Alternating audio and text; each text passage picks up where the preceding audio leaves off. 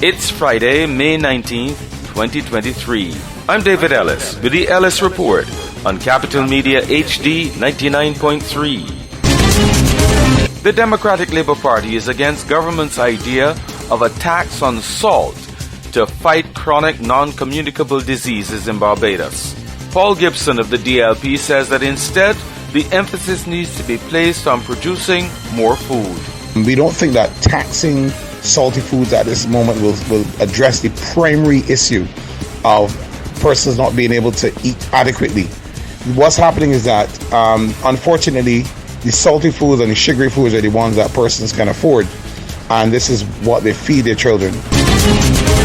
The Planning and Development Department is pushing down illegal structures at Bellevue in Station Hill. They demolished some yesterday and are expected to return today to try to stop the expansion of such structures in the area.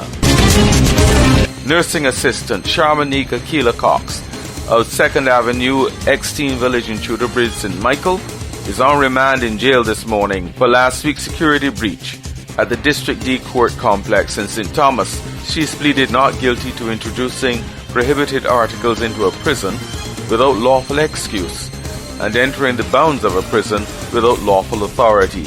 She's also facing charges of possession with intent to supply, and trafficking of cannabis. And all of these charges she's denied while the search is on for a second suspect in the security breach. The National Conservation Commission in Barbados is concerned about the extent to which people are dumping garbage on the country's beaches. The general manager says they're dumping old stoves, fridges and bulk waste instead of taking it to the landfill as they should.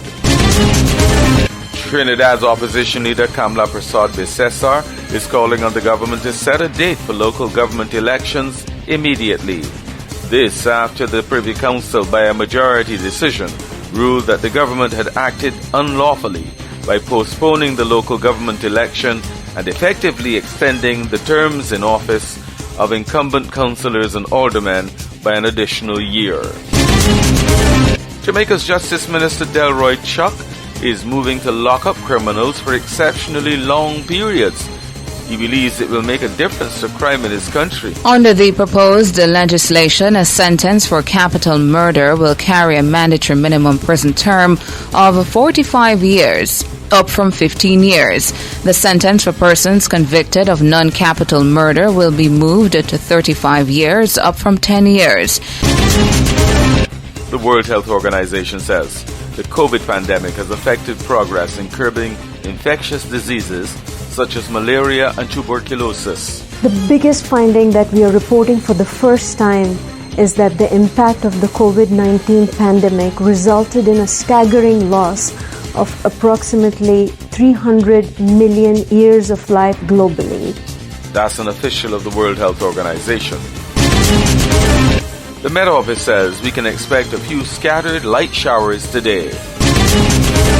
I'm David Ellis with the Ellis Report on Capital Media HD 99.3.